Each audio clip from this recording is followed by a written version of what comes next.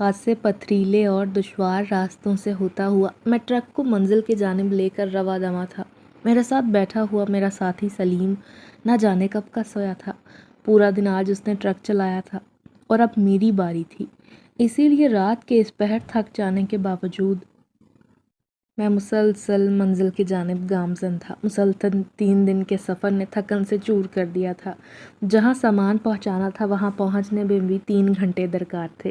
Truck کی speed میں نے نارمل رکھی تھی کیونکہ رات کے پہر کسی قسم کا حادثہ پیش آ سکتا تھا۔ تیز ہیڈ لائٹس کی روشنی میں اچانک میں نے دیکھا کوئی وجود عین سڑک کے بیچوں بیچ پڑا تھا۔ میں حیران ہوا، بھلا رات کے اس پہر یوں کسی کی لاش کا ملنا خطرے سے خالی نہیں تھا۔ میں کسی مصیبت میں پھنس سکتا تھا، مگر پھر بھی انسان ہونے کے ناطے میں نے اچانک بریک لگائی اور نیچے اترا۔ اس وجود کو دیکھا تو حیران رہ گیا۔ وہ نسوانی وجود تھا۔ لمبے سیاہ بال زمین پر بکھرے تھے۔ قریب جا کر سانسیں دیکھی جو چل رہی تھی۔ اس کا مطلب تھا یہ جو کوئی بھی تھا وہ لڑکی ابھی زندہ تھی۔ زخموں کا تو جسم پر کوئی نشان نہ تھا، لگتا ہے کوئی اندرونی چوٹ تھی۔ میں نے 2-3 بار اسے ہوش میں لانے کی کوشش کی مگر ابھی تک وہ ہوش میں نہیں آ رہی تھی۔ اللہ جانے کیا وجہ تھی۔ میں نے اسے اٹھایا اور ٹرک کی پچھلی طرف جہاں جگہ خالی تھی وہاں لٹا دیا۔ رات کے اس پہر یہاں رک نہیں سکتا تھا کیونکہ گرد و نواح میں گھنا جنگل تھا۔ ایک بار پھر سے سفر کا آغاز کیا۔ رہ رہ کر مجھے اسی لڑکی کا خیال آ رہا تھا جو نہ جانے کس وجہ سے یہاں بے ہوش پڑی تھی۔ یہاں تو اتنے گھنے جنگل میں انسان کوئی کچھ لینے نہیں آتا سوائے ڈرائیور یا چوکیداروں کے جو جنگل کی رکھوالی کرتے تھے۔ ہلکا اجالا پھیلنے والا تھا۔ میرا ارادہ ناشتے کا تھا۔ میں نے کم آبادیوں والے علاقے میں ٹرک روکا اور نیچے اتر گیا۔ میرا ساتھی بھی جاگ چکا تھا، وہ بھی میرے ساتھ ناشتہ کرنے آ گیا۔ اسے دکان پر چھوڑ کر میں نے ایک ٹرے میں ناشتہ رکھا اور واپس ٹرک کے پاس آیا۔ میں دیکھنا چاہتا تھا لڑکی ہوش میں آئی یا پھر نہیں۔ جو ہی میں نے ٹرک کا دروازہ کھولا میں تو بھائی حیران رہ گیا۔ لڑکی کا وہاں نام و نشان نہ تھا۔ زندگی میں پہلی بار ایسا عجیب واقعہ میرے ساتھ پیش آیا تھا۔ پھر میں واپس سلیم کے پاس آیا اور باتیں کرنے لگا۔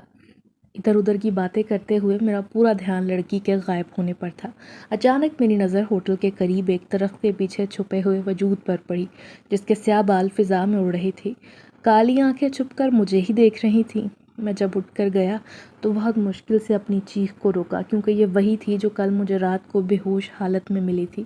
اس کے چہرے پر چوٹ کا ہلکا سا نشان بھی تھا، ساتھ ہی کپڑے مٹی سے اٹے ہوئے تھے۔ تقریباً 18-19 سال کی کم عمر اور معصوم دوشیزہ تھی مگر انتہائی حسین۔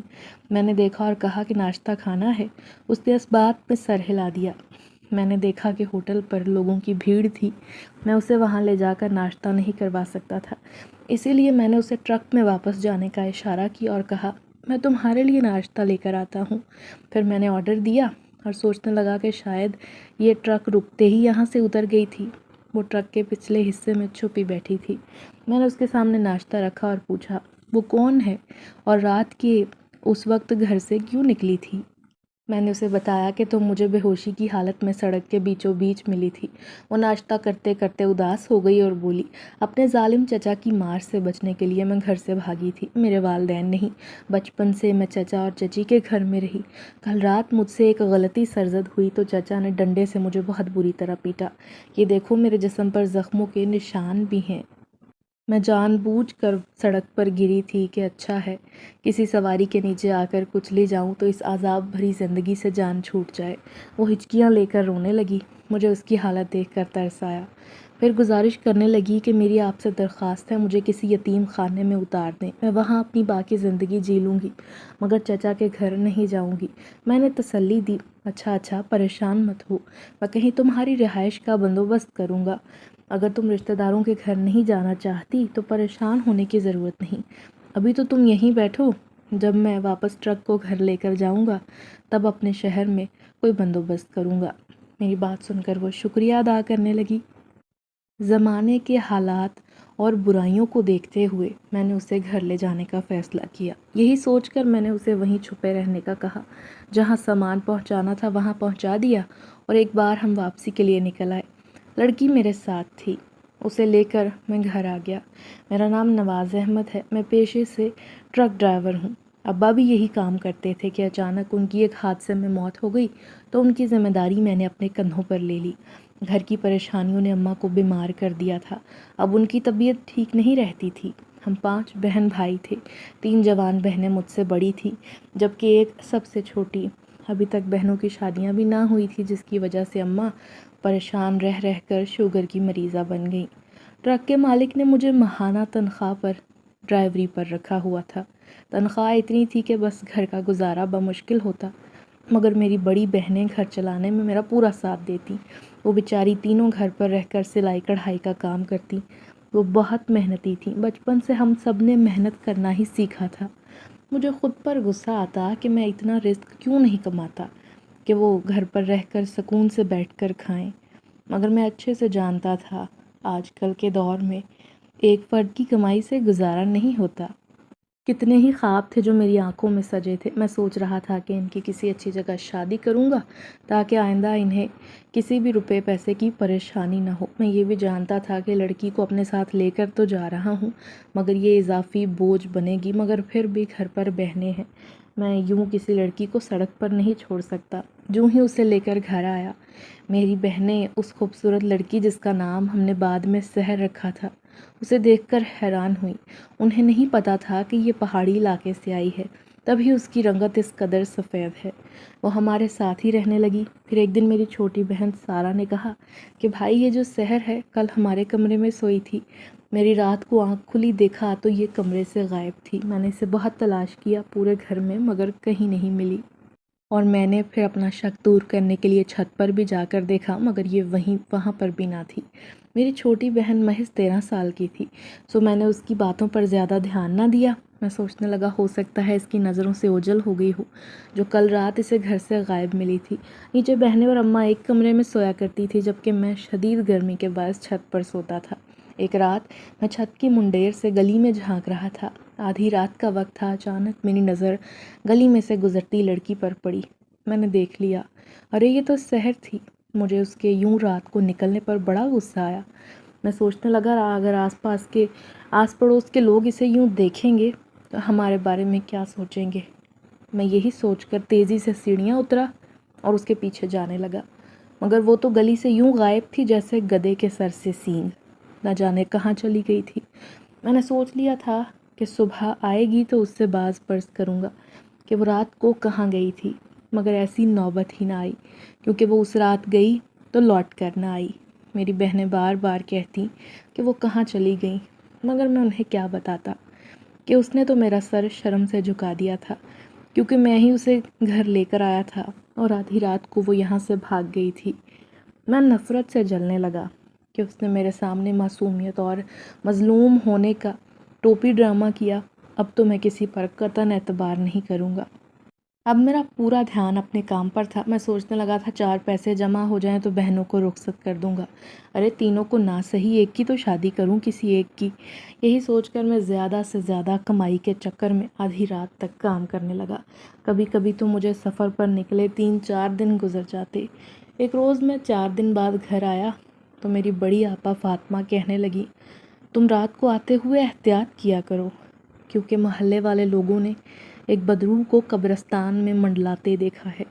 بہن کی یہ بات سن کر میں نے بے ساختہ کہا لگایا اور سوچا کہ ضرور یہ محلے والوں کی کوئی من گھڑت افواہ ہوگی۔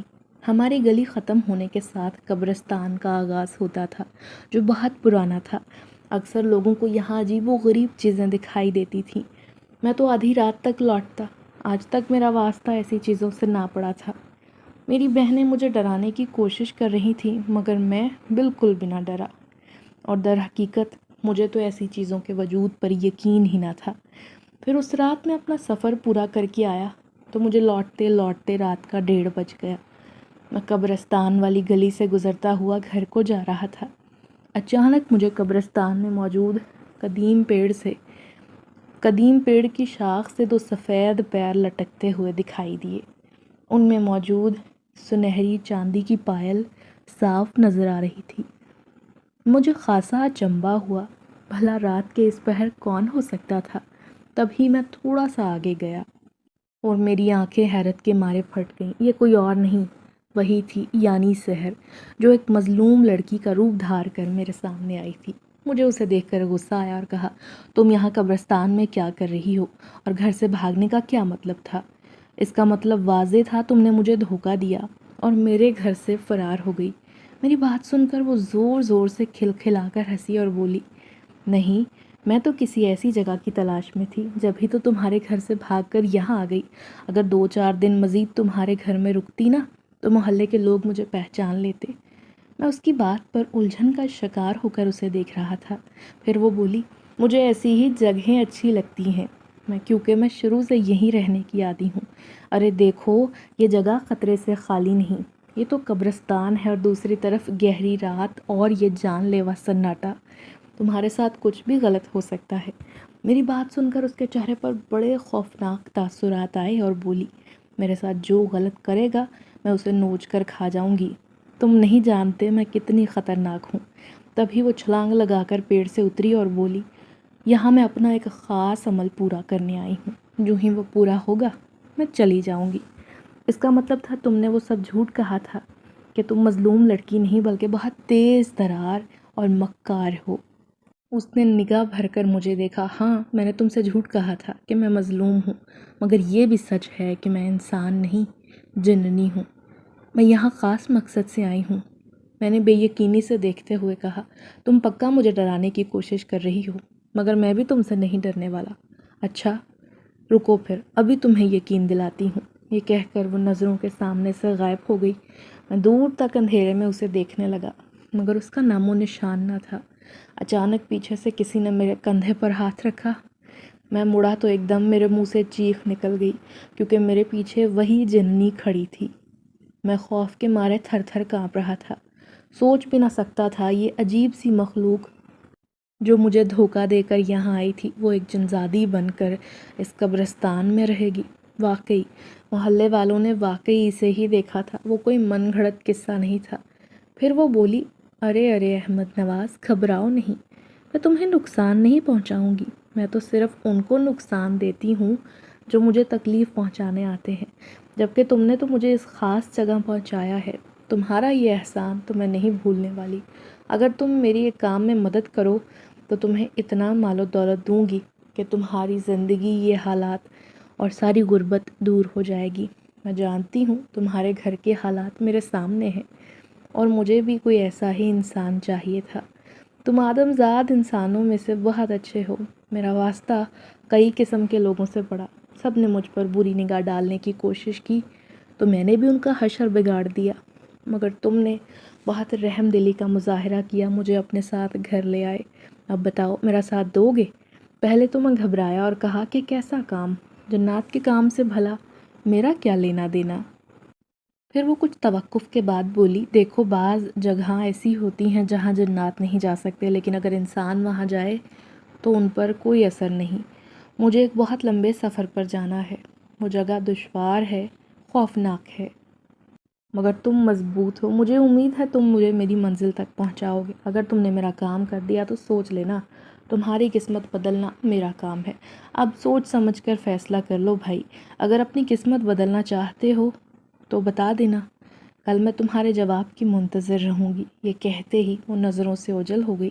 میں بہت دیر تک سکتے کی کیفیت میں کھڑا رہا۔ اب تک یقین نہیں آ رہا تھا کہ وہ خوبصورت نظر آنے والی کم عمر لڑکی ایک جنزادی تھی۔ گھر آیا تو بخار میں تپ رہا تھا۔ اماں اور بڑی بہنیں مجھے دیکھ کر پریشان ہو گئیں۔ مشکل سے 2 نوالے کھائے اور بستر پر ڈھہ گیا۔ نیند پھر بھی آنکھوں سے کوسوں دور تھی۔ سوچنے لگا کہ کہیں کوئی خطرناک کام ہی نہ کہہ دے جس میں میری جان چلی جائے۔ پوری رات اسی کشمکش میں کٹی۔ سوچتا تھا کہ اس کا کام کروں، اپنی قسمت بدلوں، کیونکہ ایک بڑا ٹرک خریدنا میرا دیرینہ خواب تھا، مگر چونکہ ٹرک کی قیمت لاکھوں میں ہوتی ہے، میں صرف یہ سوچ ہی سکتا تھا۔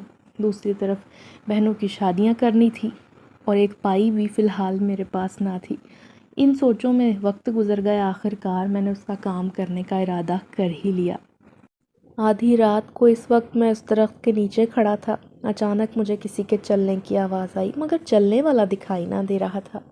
تب میں خوف سے کانپ گیا جب میں نے زمین پر پڑنے والا نسوانی سایہ دیکھا۔ اس کا مطلب تھا وہ میرے پاس ہی موجود تھی۔ اس نے میرے چہرے پر لکھی تحریر بھی پڑھ لی تھی، اسی لیے بولی، جانتی تھی تم ضرور آؤ گے، تمہارے چہرے پر لکھا تھا کہ تم میرے کام میں ساتھ دینے کے لیے تیار ہو۔ مجھے تمہاری رضامندی جان کر خوشی ہوئی۔ کل رات کو اپنا ٹرک لے کر آنا، سو ہم اپنی منزل کو نکل جائیں گے۔ پھر وہ بولی اس کام میں بہت دن بھی لگ سکتے ہیں، سو اپنے گھر والوں کو اطلاع دے کر آنا کہ تم ایک لمبے سفر پر جا رہے ہو اور واپسی کا کچھ پتہ نہیں۔ اور میں نے اس کے کہنے پر وہی کیا۔ میری بہنیں اور اماں پریشان ہو گئیں کیونکہ اور مرد گھر میں کوئی موجود نہ تھا۔ مجھے بھی ان کی فکر تھی، مگر ان کی خاطر ہی تو میں یہ رسک اٹھانے کو نکلنے والا تھا۔ میں ایک جنزادی کا کام کرنے ایک نامعلوم مقام پر جا رہا تھا، اور نہ جانے مجھے لے کر کہاں جانے والی تھی۔ پھر میں نے ٹرک کے مالک سے کہا مجھے کچھ دنوں کے لیے ٹرک چاہیے۔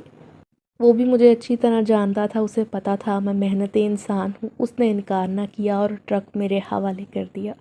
پھر جو ہی آدھی رات ہوئی میں اسی مقام پر پہنچ گیا تو وہ یہاں میرا انتظار کر رہی تھی۔ آج اس نے لال رنگ کا ایک جوڑا پہن رکھا تھا۔ پائل کی خوفناک چھن چھن میرے اعصاب پر پوری طرح سوار ہو رہی تھی۔ لال رنگ کا جوڑا پہنے وہ جنزادی میرے ساتھ ٹرک پر سوار تھی۔ اگر کوئی رات کے اس پہر اسے میرے ساتھ دیکھ لیتا تو نہ جانے وہ کیا سوچتا، مگر اچانک مجھے خیال آیا ہو سکتا ہے یہ میرے علاوہ کسی کو دکھائی نہ دیتی ہو۔ وہ مجھے راستہ بتاتی جا رہی تھی۔ وہ اس سفر کے لیے خاصی پرجوش دکھائی دے رہی تھی، نہ جانے وہ کیا کام کرنے والی تھی۔ میں نے دیکھا وہ خطرناک راستے کی طرف جانے پر مجبور کر رہی تھی، کیونکہ میں نے زندگی میں بہت سے پتھریلے اور دشوار گزار راستے دیکھے تھے، مگر پھر بھی میرے اعصاب بری طرح شل ہو رہے تھے۔ اچانک زوردار آواز آئی اور ٹرک بند ہو گیا۔ ٹرک کو یوں رکتا دیکھ کر وہ عجیب انداز میں مسکرائی اور بولی یہ اس سے آگے نہیں جا سکتا، اس نے کام کرنا چھوڑ دیا ہے، مگر تم پریشان مت ہو، اب ہم پیدل ہی پیدل اس منزل کی طرف چلیں گے۔ اس جنگل میں نہ چاند کی روشنی تھی اور نہ ہی یہ معلوم ہو رہا تھا کہ کتنی رات بیت گئی ہے۔ بس چاروں طرف چھایا اندھیرا اور جانوروں کے چنگھاڑنے کی آوازیں فضا میں ارتعاش پیدا کر رہی تھی۔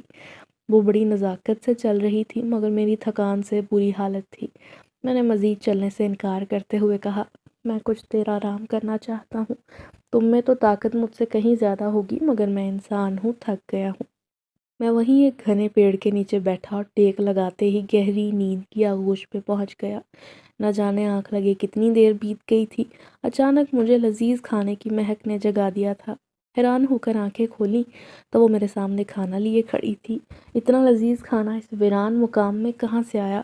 خیر بھوک نے مجھے کچھ سوچنے سمجھنے کی مہلت نہ دی۔ میں نے اسے کھانا شروع کر دیا اور نوالے بھرتے ہی جیسے جسم میں توانائی آ گئی تھی، میں پھر سے چست اور تازہ دم ہو گیا۔ ایک بار پھر سے میں اس کے ساتھ اس کی منزل کی طرف جا رہا تھا۔ ہم تھوڑا آگے گئے تھے کہ اچانک تیز روشنی نے میرے وجود کو چھوا۔ اس کا مطلب تھا کہ جنات کی بستی آنے لگی ہے۔ وہ شاید اپنے کسی خاص مقام پر مجھے لے کر جا رہی تھی۔ پھر چلتے چلتے ایک جگہ رکی اور بولی اب تم اس بستی میں جاؤ گے، میرا تو یہاں جانا ممنوع ہے۔ اس کی بات سن کر میں ڈر گیا۔ نہیں نہیں نہیں، میں بھلا کیسے اس بستی میں جا سکتا ہوں؟ یہ تو جنات کی ہے اور میں انسان ہوں۔ وہ اداس ہو کر بولی کاش میں یہاں جا سکتی، اگر میں اپنے ابا سے ایک جھوٹ نہ بولتی تو آج اس مشکل میں نہ ہوتی۔ کیسا جھوٹ تم نے بولا؟ وہ بولی میرا باپ میری شادی ایک جنزادے سے کر رہا تھا جو مجھے سخت ناپسند تھا، اسی سے جان چھڑوانے کے لیے میں نے باپ سے کہہ دیا کہ میں کسی آدم زادے کو پسند کرتی ہوں، اور وہ بولے کہ ایسا ہو ہی نہیں سکتا کہ کوئی انسان کسی جننی سے شادی کرے۔ اگر ایسی بات ہے تو تم جاؤ اور اسے یہاں لے کر آؤ اس بستی میں خود اپنے ہاتھوں سے تمہاری شادی کروا دوں گا۔ مگر میں نے جھوٹ بولا تھا۔ اب ایسا لگتا ہے کہ تم ہی ہو جو اس سلسلے میں میرے کام آ سکتے ہو۔ اگر تم ابا کے سامنے جا کر یہ کہہ دو کہ تم مجھ سے شادی کرنے کے لیے تیار ہو تو وہ مجھے واپس بستی میں آنے کی اجازت دے دیں گے۔ تمہیں صرف یہ کہنا ہے کہ تم مجھ سے محبت کرتے ہو۔ اگر وہ شادی کا کہیں گے تو بات میں سنبھال لوں گی۔ اس کی بات مان کر میں مشکلات میں پھنس سکتا تھا، مگر اب جب میں یہاں تک آ گیا تھا تو ایک جھوٹ بولنے میں کوئی مذائقہ نہ تھا۔ تبھی میں نے فوراً کہا تمہاری خاطر میں یہ جھوٹ بولنے کو تیار ہوں۔ وہ خوش ہوئی، خوشی سے اس کے پیر زمین پر نہ ٹک رہے تھے۔ جو ہی میں بستی میں تھوڑا آگے گیا میں سمجھ گیا کہ یہاں رہنا ہرگز خطرے سے خالی نہیں۔ آس پاس خونخوار جنزادے گھوم رہے تھے۔ جب ہم بستی میں داخل ہوئے سارے جنات مجھے یوں دیکھ رہے تھے جیسے میں ان کا جانی دشمن ہوں۔ تبھی اس کا والد گرجتا ہوا آیا اور بولا، آخرکار تم اس آدم زادے کو اپنے ساتھ لے ہی آئی ہو۔ تم جانتی ہو مجھے انسان سخت ناپسند ہے، اب یہ کیا ہماری بستی میں ہمارے ساتھ رہے گا؟ ان کا خوفناک روپ اور لب و لہجہ دیکھ کر میں دہل گیا۔ وہ بھی غصے میں آ گئی اور بولی، ابا آپ کی خواہش کے مطابق میں اسے ساتھ لے آئی ہوں، یہ بھی اپنی دنیا چھوڑ کر یہاں آیا ہے، اب میں یہیں اس کے ساتھ زندگی جیوں گی۔ میں سوچ بھی نہ سکتا تھا کہ یہ کیا کہہ رہی ہے، اب مجھے یہیں رہنا پڑے گا، بھلا میں یہاں کیسے رہ سکتا تھا؟ اس بات نے مجھے بے حد پریشان کیا۔ مزید اس کے باپ نے کہا کہ تم نے ضرور اسے کسی چیز کا لالچ دے کر یہاں آنے پر راضی کیا ہوگا۔ میں جانتا ہوں یہ انسان کس قدر لالچی ہوتے ہیں۔ بات میں تو حقیقت تھی کہ میں بغیر لالچ کے آیا بھی نہ تھا۔ پھر وہ میرے قریب آ کر گرجتے ہوئے بولا، خبردار، جو ہماری بستی کے خزانے کی جانب آنکھ اٹھا کر بھی دیکھا، میں تم جیسے انسانوں کی نیت خوب پہچانتا ہوں۔ ٹھیک ہے، کل رات میں اس کی تم سے شادی کر دوں گا، اس کے بعد تمہیں یہی رہنا ہوگا۔ میں فی الحال چپ رہا۔ میں یہاں اس مقصد کے لیے نہیں آیا تھا کہ میں ہمیشہ یہی کا ہو کر رہ جاؤں۔ میں سخت پریشان تھا۔ انہوں نے رات گزارنے کے لیے مجھے کوٹڑی میں بند کر دیا تھا جہاں چھوٹا سا سوراخ تھا۔ میں وہاں سے باہر کے مناظر دیکھنے لگا۔ ہر جگہ آگ کے علاوہ روشن تھے، شاید ان کے کھانے پینے کے اوقات کار تھے، تبھی تو ہر کوئی گوشت بھوننے میں مصروف تھا۔ میں نے سنا تھا کہ جنات گوشت خور ہوتے ہیں، گوشت کھانا پسندیدہ غذا ہے، اور بھینی بھینی خوشبو میری بھی بھوک کو بڑھانے لگی تھی۔ میں وہاں آنکھ لگائے کھڑا تھا، اچانک کسی نے میرے کندھے پر ہاتھ رکھا۔ پیچھے مڑ کر دیکھا تو سحر کھڑی تھی، اس کے ہاتھ میں کھانے کی تھالی تھی۔ مجھے یقین تھا کہ وہ میرے لیے لائی تھی۔ وہ بولی کہ میں نے کہا تم نے تو بولا تھا تمہیں مجھ سے ضروری کام ہے، مگر تمہارے ابا نے تو شادی کا کہہ دیا۔ دیکھو میں یہاں نہیں رہ سکتا، میرے گھر والے، میری ماں بہنیں پیچھے اکیلے ہیں، سوائے میرے ان کا اور کوئی سہارا نہیں۔ ارے پریشان مت ہو، تمہارے گھر والوں کے دن بدلنے والے ہیں، بس تم میرے ابا کی بات مانتے رہو۔ یاد رکھنا اس بستی میں بہت قیمتی خزانہ چھپا ہوا ہے، اگر وہ کسی انسان کے ہاتھ لگ گیا تو سمجھ لو اس کی پوری زندگی پلٹ جائے گی۔ اگر تم کچھ دن یہاں رکو گے تو ہو سکتا ہے تمہیں بھی خزانے کے بارے میں کچھ معلومات مل سکے۔ تم نے میرا اتنا کام کیا ہے، میں چاہتی ہوں جب تم واپس جاؤ تو یہاں سے بہت امیر ہو کر جاؤ۔ دولت کا لالچ کرنا ہی میرے لیے سردرد بن چکا تھا۔ وہ مجھے شادی کے لیے مجبور کر رہی تھی، اب میں یہاں رہ کر ان کی بات ماننے سے انکار بھی نہیں کر سکتا تھا۔ اسی پریشانی میں مبتلا اس کال کوٹڑی میں نہ جانے کب مجھے نیند آ گئی، مجھے پتہ ہی نہ چلا۔ آنکھ کھلی تو عجیب سا شور تھا۔ میں نے اٹھ کر اسی سوراخ سے باہر دیکھا تو حیران رہ گیا۔ سارے جنزادے ایک جگہ جمع تھے، شاید کوئی اہم اعلان ہونے والا تھا۔ اچانک کوٹڑی کا دروازہ کھلا۔ میں نے دیکھا میرے سامنے ایک جنزادہ کھڑا تھا جو قہر برساتی نظروں سے مجھے گھورنے لگا۔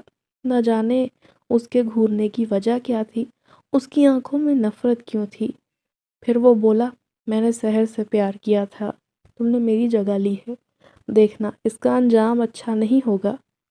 اسے بڑی خواہش تھی نا کسی آدم زادے سے شادی کرنے کی، اب دیکھنا میں تمہیں اتنا ستاؤں گا کہ تم خود اسے چھوڑ کر یہاں سے بھاگ جاؤ گے۔ وہ مجھے دھمکیاں دیتا باہر لے آیا۔ تب سردار نے سب کے سامنے اعلان کیا کہ آج تک ہماری بستی میں ویسا کچھ نہیں ہوا جو آج ہونے جا رہا ہے۔ آج ہماری بستی کی جننی کی شادی ایک آدم زادے سے ہونے لگی ہے۔ سننے والے تالیاں پیٹنے لگے۔ میں بوکھلایا ہوا کھڑا تھا۔ پھر سردار نے مجھے پاس بلایا اور کہا، کیوں بھائی، تمہارے ساتھ جن نے کوئی زبردستی تو نہیں کی؟ کیونکہ ہم نیک جنات میں سے ہیں، نہ ہم کسی کو ستاتے ہیں، نہ کسی کے ساتھ برا رویہ اختیار کرتے ہیں۔ ہم نہیں چاہتے کہ تم زور زبردستی اس کے ساتھ اس بندھن میں آؤ۔ سردار کی بات سن کر دل میں خیال آیا کہ صاف صاف بتا دوں کہ یہ دھوکے سے مجھے یہاں لے کر آئی ہے، مگر دور وہ مجھے آنکھ سے اشارہ کر رہی تھی کہ ایسا کوئی حرف منہ سے نہ نکالنا، اور میں خوف میں ڈوبا سچ منہ سے نکال ہی نہ پایا۔ سردار سے کہہ دیا کہ میں واقعی اس سے محبت کرتا ہوں اور اسی لیے یہاں تک چلا آیا۔ ٹھیک ہے، آج رات پورے چاند کی 14ویں تاریخ کو تمہاری شادی اس سے ہو جائے گی، مگر اس کے بعد تم انسانی دنیا میں لوٹ نہ سکو گے، کیونکہ ہماری بستی کے بے شمار راز تمہیں پتہ چل جائیں گے۔ اگر تم واپس اس دنیا میں گئے تو ہمیں ڈر ہے کہ کہیں ہمیں کوئی نقصان نہ پہنچا دو۔ میں نے ان سے وعدہ کر لیا تھا کہ میں ان کا وفادار بن کر رہوں گا۔ میں واپس اسی کوٹری میں آ گیا تھا۔ جنزادی خوش تھی مگر میں پریشان تھا۔ مجھے گھر والوں کی یاد آ رہی تھی۔ نہ جانے میرے بعد ان کا خیال رکھنے والا کوئی ہوگا بھی یا نہیں۔ اس سے تو بہتر تھا میں یوں ہی ٹرک چلا چلا کر گزارا کرتا۔ دولت کی لالچ نے کہاں سے کہاں پہنچا دیا تھا۔ قسمت بدلنے کا خواب مجھے کہاں لے آیا تھا۔ فائدے کی بجائے نقصان ہونے جا رہا تھا۔ جو ہی رات آدھی ہوئی، چاند کی روشنی بستی پر چھائی ہوئی تھی۔ آج نعت کی محفل جمع تھی۔ شاید شادی کی خوشی میں وہ لوگ جشن منا رہے تھے۔ پھر دو جنات آئے، مجھے کوٹری سے نکال کر باہر لے گئے۔ میں نے دیکھا سامنے سحر لال جوڑے میں ملبوس سج سنور کر مجھے مسکراتی نظروں سے دیکھ رہی تھی، مگر میرے چہرے پر خوشی کے تاثرات نہ تھے۔ میں سوچ رہا تھا ابھی یہاں سے بھاگ جاتا ہوں، کوئی ایسا موقع ملے کہ یہاں سے فرار ہونے کا راستہ نکل آئے، مگر جنات نے مجھے چاروں طرف سے گھیر لیا تھا۔ واپسی کی کوئی راہ فرار نہ بچی تھی۔ مجھے پریشان دیکھ کر وہ جنزادی میرے قریب آئی اور بولی، یہ صرف ایک جھوٹ موٹ کی شادی ہوگی اور کچھ نہیں۔ جو ہی مجھے اس بستی میں گھر مل جائے گا، میں یہاں سے تمہیں بھگا دوں گی۔ اس کی بات پر مجھے تھوڑا حوصلہ ملا۔ تب سردار نے اپنے ہاتھوں سے ہم دونوں کی شادی کروا دی اور وہ بولا، چونکہ یہ انسان ہے ابھی ہمیں اس پر مکمل بھروسہ نہیں، اسی لیے دو جنات مکمل طور پر پہرے دار کے طور پر اس کی رکھوالی کریں گے۔ میں ٹھنڈی سانس بھر کر رہ گیا۔ یہاں سے نکلنے کی کوئی امید باقی نہ رہی تھی۔ وہ جننی میرے سر پر مسلط رہنے لگی۔ ویسے تو مجھے خوش رکھنے کی ہر ممکن کوشش کرتی، مگر مجھے گھر والوں کی یاد ستاتی۔ میں سوچنے لگا نہ جانے کتنے دن بیت گئے ہیں۔ یہاں تو نہ دن کا پتہ چلتا ہے نہ رات کا، بس ایک کالا اندھیرا ہے جو 24 گھنٹے چھایا رہتا ہے۔ پھر ایک دن وہ میرے پاس آئی اور بولی، آج رات سردار کی بہت بڑے جنم دن کی تقریب ہے۔ اس خوشی میں سردار تمام جنات جنزادیوں کو ایک خاص قیمتی تحفہ دیتا ہے۔ مجھے یقین ہے وہ تمہیں بھی کوئی نہ کوئی بڑا انعام دے گا، مگر میں تمہیں ایک راز کی بات سے آگاہ کرنا چاہتی ہوں۔ تمہیں اس صندوق پر نظر رکھنی ہوگی جو سردار کے پاس جنات ان کے محل میں لے کر آئیں گے، کیونکہ اگر وہ صندوق ہاتھ لگ گئی تو تمہاری قسمت بدل جائے گی۔ میں سوچنے لگا کہ یہ کرنا اتنا آسان نہیں تھا۔ جنوں کی بستی میں رہتے ہوئے ان کی آنکھوں کے سامنے ان کا خزانہ چوری کرنا بہت جگر والی بات تھی۔ ارے فکر نہ کرو، میری طاقت تمہارے ساتھ ہوگی۔ جب وہ جشن منانے میں مصروف ہوں گے، میں تمہیں ایک ایسا موقع پاتے ہی آنکھ کا اشارہ کروں گی کہ خود بخود تمہاری رسائی صندوق تک ہو جائے گی۔ اس کی بات پر میں اپنے دل میں پھر سے امید جگا بیٹھا تھا۔ پھر میں نے دیکھا پوری بستی روشنیوں سے جگمگانے لگی۔ اندھیرے میں یہ روشنی آنکھوں کو بھلی محسوس ہوتی تھی۔ لذیذ کھانوں کی خوشبو پھیلی ہوئی تھی۔ میں اس گھر میں قیدی کی زندگی گزار رہا تھا۔ پھر ایک جنزادہ میرے پاس آ کر بولا، آج تم آزاد ہو، ہماری بستی میں جا سکتے ہو۔ سردار کا حکم آیا ہے کہ تمہیں بھی اس تقریب میں شریک ہونا ہے۔ میں بہت عجیب محسوس کر رہا تھا۔ پھر جوں ہی سالگرہ کی تقریب اختتام پذیر ہوئی، سردار باری باری جنات اور جنیوں کو اپنے پاس بلانے لگا۔ میں نے دیکھا کسی کو وہ سونے کا ہار دے رہا تھا، کسی کو سونے کا کڑا، تو کسی کو انگوٹھی۔ پھر اس نے مجھے پاس بلایا اور ایک پوٹلی تھما دی جو کہ لال رنگ کی تھی۔ میں حیران رہ گیا کہ سب کو وہ ہیرے موتی چاندی کے زیورات دے رہا تھا، میرے حصے میں یہ پوٹلی کیوں آئی ہے؟ تمام جنات کہہ کہا لگانے لگے۔ مجھے ان کا ہنسنا ناگوار گزرا۔ اس کا مطلب تھا سردار نے میری بے عزتی کی ہے۔ مجھے غصہ آیا، مگر میں جنزادی کی بات پر عمل کرنے کا سوچنے لگا تھا۔ ہر حال میں مجھے صندوق چرانا تھا جس میں سے وہ سردار زیورات نکال کر جنات میں بانٹ رہا تھا۔ میں نے دیکھا جنات پہرے دار کی طرح صندوق کے آس پاس کھڑے تھے۔ لذیذ کھانے کی خوشبو چاروں طرف پھیل گئی کیونکہ کھانے کا وقت ہو گیا تھا۔ سب کھانا کھانے دوڑے۔ میں نے دیکھا پہرے دار ابھی بھی صندوق کے آس پاس موجود تھے۔ تبھی جنزادی ان کے پاس آئی اور بولی، جاؤ تم بھی کھانا کھا لو، میں اس کا خیال رکھوں گی۔ وہ کھانا کھانے کے لیے چلے گئے۔ اچانک جنزادی نے ایک کیل نکالی اور دوسرے کھڑے جنزادے کے جسم میں گھسا دی۔ وہ کھڑے کھڑے نیچے گرا اور بے ہوش ہو گیا۔ پھر اس نے مجھے اشارے سے پاس بلایا اور بولی، جلدی کرو نواز، جتنا خزانہ صندوق سے نکال سکتے ہو نکالو اور یہاں سے فرار ہو جاؤ۔ یاد رکھنا ابھی تو تمہارے پاس یہ وقت ہے، اس کے بعد وقت ہاتھ سے نکل جائے گا۔ میرے ہاتھ پاؤں بری طرح کانپ رہے تھے۔ مجھے ڈر تھا کہ کہیں وہ جنات مجھے ایسے کرتے ہوئے دیکھ نہ لیں۔ جو ہی میں نے صندوق کھولا، میری آنکھوں میں گویا ہیرے جگمگانے لگے، کیونکہ وہ تو پورا ہی زیورات سے بھرا ہوا تھا۔ میں جلدی جلدی پوٹلی میں اسے بھرنے لگا۔ جب وہ اوپر تک بھر گئی، سحر نے میرا ہاتھ تھاما اور مجھے لے کر بستی سے نکل آئی اور بولی، اب یہاں سے آگے کا سفر تم اکیلے طے کرو گے۔ یہاں میں تمہارے بعد ان کو قابو کروں گی تاکہ یہ تم تک نہ پہنچ پائیں۔ میں گھبرا گیا۔ خزانے کو چرا کر میں اکیلا جنگل سے کیسے نکل سکتا تھا؟ نہ تو مجھے یہاں کا راستہ یاد تھا، میں آیا کہاں سے تھا، مگر پھر بھی بنا سوچے سمجھے میں ایک سمت چل دیا۔ پسینے سے شرابور وجود لیے اور ہانپتے کانپتے قدموں کے ساتھ بس ایک جانب میں چلتا جا رہا تھا۔ کبھی ایسا لگتا کہ ابھی وہ جنزادے میرا پیچھا کرتے ہوئے پہنچ جائیں گے۔ یقیناً میری قسمت میں مرنا لکھا ہے۔ چوری کرنے کی بہت بڑی سزا ملنے والی تھی۔ میں جتنا تیز دوڑ سکتا تھا اتنا ہی دوڑنے لگا۔ ہانپتے کانپتے تھک کر ایک پیڑ کے نیچے جا کر بیٹھ گیا اور بیٹھے بیٹھے کب آنکھ لگی پتہ ہی نہ چلا۔ ہوش آیا تو کسی کے چیخنے چلانے کی آواز سنی۔ میں نے دیکھا ایک ہجوم مجھ پر جمع تھا۔ ہجوم کو دیکھ کر میں ہوش و حواس میں لوٹ آیا تھا۔ میرے اوسان قطع ہو گئے تھے، کیونکہ بستی کے تمام جنات کو میری چوری کی خبر ہو گئی تھی، اور وہ سحر ہی تھی جو چیخ چلا کر انہیں روکنے کی بھرپور کوشش کر رہی تھی۔ میں اپنے انجام کا سوچ کر ڈر گیا تھا۔ اب یہاں کوئی نہیں تھا جو مجھے بچا سکتا۔ پھر اس سے پہلے کہ وہ مجھے گھسیٹتے ہوئے اپنے ساتھ لے کر جاتے، سردار نے انہیں روک لیا۔ سردار نے کہا، کیوں آدم زادے، تم نے تو وفاداری کا وعدہ کیا تھا، پھر آخرکار تم نے اصلیت دکھا ہی دی۔ تم تو یہاں خزانہ چرانے آئے تھے۔ اس سے پہلے میں کچھ بولتا، سحر آگے بڑھی اور بولی، اس میں اس کا کوئی قصور نہیں۔ میں نے ہی اسے یہاں آنے پر مجبور کیا تھا اور خزانے کا لالچ دیا تھا، وہ بھی صرف اس لیے کیونکہ میرے باپ نے مجھے بستی سے نکال دیا تھا۔ میں تو انسانی دنیا میں بھٹکتی پھر رہی تھی۔ یہی تھا جو مجھے اپنے ساتھ گھر لے کر گیا، جس نے مشکل وقت میں سہارا دیا۔ میں نے اس کے گھریلو حالات دیکھے جو انتہائی غربت میں ڈوبے ہوئے تھے۔ میں نے دوبارہ بستی میں جگہ بنانے کے لیے اسے مہرے کے طور پر استعمال کیا۔ اس کا قطعاً کوئی قصور نہیں۔ اگر سزا دینی ہے تو میں مستحق ہوں، مجھے سزا دی جائے، یہ بے قصور ہے۔ سردار نے کہا، تم دونوں نے ہی ہمیں دھوکہ دیا ہے، اسی لیے اب بستی میں تم دونوں کے لیے کوئی ٹھکانہ نہیں۔ ٹھیک ہے، میرے حصے کا خزانہ بھی اس کے پاس رہے گا، کیونکہ خزانے کو پانے کے لیے باقی جنات کی طرح میں نے بھی اتنی ہی محنت کی تھی۔ سردار نے اس کی بات مان لی تھی۔ جنزادی کا باپ بولا، سردار سے معافی مانگ لو، وہ تمہیں واپس بستی میں بلا لے گا، مگر وہ چپ رہی۔ میں نے وہ خزانہ اسے لوٹا دیا اور کہا، مجھے اس کی ضرورت نہیں، میرے لیے یہی کافی ہے کہ میں واپس اپنے گھر والوں کے پاس اپنی دنیا میں جا رہا ہوں۔ میں یہ خزانہ نہیں رکھ سکتا جس کی وجہ سے تمہیں اپنا گھر بار چھوڑنا پڑے۔ وہ بولی، پہلے میں نے اپنے باپ سے جھوٹ کہا تھا کہ میں کسی انسان سے محبت کرتی ہوں، مگر اب یہ بات جھوٹ نہیں، مجھے واقعی سچ لگتی ہے کہ میں تم سے محبت کرنے لگی ہوں۔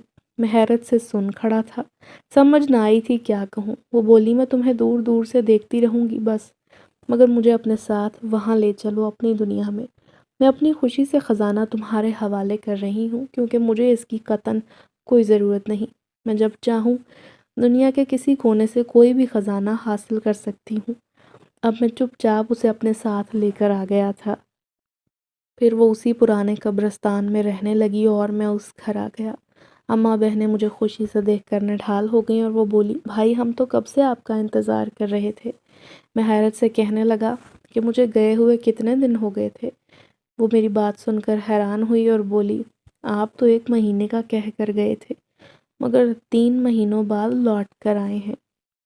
اگلے دن میں نے اماں سے کہا، آپ جلد ہی ان کی شادی کی تیاریاں کریں، کیونکہ میں ایک ساتھ دھوم دھام سے ان کی شادیاں کر کے ان کو رخصت کرنا چاہتا ہوں۔ اور پھر میں نے ایسا ہی کیا۔ اپنے لیے میں نے اپنے خواب کے مطابق ایک ٹرک خریدا اور اسے چلانے لگا۔ گھر کے حالات بدل گئے تھے۔ پھر ایک دن میں سحر سے ملنے پرانے قبرستان میں پہنچا۔ میں نے اسے خوبصورت پھولوں کا گلدستہ پیش کیا اور کہا، اگر تم چاہو تو میرے گھر میں رہ سکتی ہو، جس طرح پہلے انسانی شکل میں رہتی تھی، مجھے کوئی اعتراض نہیں۔ تو وہ فوراً بولی، یہ میرے لیے ممکن نہیں، کیونکہ تمہارے آس پاس کے لوگ مجھے پہچان سکتے ہیں۔ بعض لوگوں کی آنکھوں میں ایسی طاقت ہوتی ہے کہ وہ جنات کی موجودگی کو محسوس کر لیتے ہیں۔ اگر میں نے ایسا کیا تو خواہ مخواہ تمہیں میری وجہ سے پریشانی اٹھانی پڑے گی۔ پہلے بھی تم نے میری وجہ سے بہت نقصان اٹھائے ہیں۔ وہ اپنی اس نئی زندگی میں مطمئن نظر آتی تھی، مگر مجھے اس کی کمی شدت سے محسوس ہوتی۔ ابھی بھی میں آدھی رات کو اس سے اکثر ملاقات کرنے جاتا ہوں۔ اس بات کی کسی کو خبر نہیں۔ اکثر لوگوں نے مجھے آدھی رات کو قبرستان میں جاتے دیکھا ہے، مگر لوگ نہیں جانتے، کوئی بھی کچھ نہیں جانتا۔ ہماری ملاقاتیں راز تھیں، اور انہی ملاقاتوں نے مجھے زندگی کی سچائیوں سے روشناس کرایا۔ وہ مجھے جناتی دنیا کے عجیب و غریب قصے سناتی اور میں اسے انسانی دنیا کی حقیقتوں سے آگاہ کرتا۔ ہماری محبت بے لوث تھی۔ پھر ایک دن جب میں اس سے ملنے گیا، میں تو اسے پکارتا رہ گیا، وہ سامنے نہ آئی، اس نے خود کو ظاہر نہ کیا۔ میں پوری رات قبرستان میں اس کا انتظار ہی کرتا رہا۔ جب صبح کا اجالا پھیلا تو میں گھر آ گیا۔ نہ جانے وہ کہاں چلی گئی تھی۔ میرا دل ڈوب رہا تھا۔ ایک انجانا خوف دل میں بیٹھ گیا کہ شاید اس کے باپ کو اس رشتے کا علم ہو گیا ہے۔ کئی دن تک میں لگاتار اس کی تلاش میں قبرستان جاتا رہا، مگر وہ کہیں نظر نہ آئی۔ پھر اگلی رات میں سویا تو مجھے خواب میں وہ آئی اور کہنے لگی، میرے ابا مجھے واپس لے گئے ہیں، کیونکہ انہوں نے عمل کے ذریعے معلوم کر لیا تھا میں انسانی دنیا میں تنہا اپنی زندگی گزار رہی ہوں۔ یہ بات سچ ہے کہ ہم جنات صرف اپنی بستی میں خوش رہتے ہیں، کیونکہ وہاں ہم جیسے ہمذات ہوتے ہیں۔ اب تم مجھ سے ملنے قبرستان نہ جانا، میں اپنی دنیا میں بہت خوش ہوں۔ تبھی اچانک میری آنکھ کھل گئی۔ پسینہ پسینہ ہوتے وجود کے ساتھ میں یہ سوچنے لگا کہ آخرکار معلوم ہو ہی گیا، وہ خیریت سے اپنے لوگوں کے درمیان پہنچ گئی ہے۔ اس قیمتی خزانے کا کچھ حصہ آج بھی میرے پاس موجود ہے، جس نے میری زندگی بدل دی۔ اللہ کے فضل سے تینوں بہنیں اپنے اپنے گھروں میں راج کر رہی ہیں۔ میں بڑے سے گھر میں چھوٹی بہن اور اماں کے ساتھ رہتا ہوں۔ کبھی کبھی سحر کی یاد ستاتی ہے تو اسی پیڑ کے سامنے کھڑا ہو جاتا ہوں جہاں اس کا ٹھکانہ تھا۔ کبھی کبھی یہ خیال بھی آتا ہے کہ اللہ جانے مجھے یاد کرتی بھی ہوگی یا نہیں۔ گورکن کئی بار پوچھتا ہے کہ تم قبرستان میں آخر لینے کیا آتے ہو؟ اب بھلا میں اس معصوم گورکن کو کیا بتاؤں کہ جنزادی کے جانے کے بعد میں اس کے عشق میں گرفتار ہو گیا ہوں۔ اس نے خود اپنی محبت کا اقرار مجھ سے کیا تھا، اور اسی محبت میں اس نے اپنے حصے کا خزانہ بھی میری جھولی میں ڈال دیا تھا۔ مگر اب تو میری زندگی مکمل طور پر بدل گئی ہے۔ غربت کی زنجیریں ٹوٹ گئی ہیں۔ دل کی کسی کونے میں سحر کی پراسرار محبت کی رمق زندہ ہے، اور شاید یہ ہمیشہ زندہ رہنے والی ہے۔ ہم دونوں کا رشتہ بہت انمول رہا ہے۔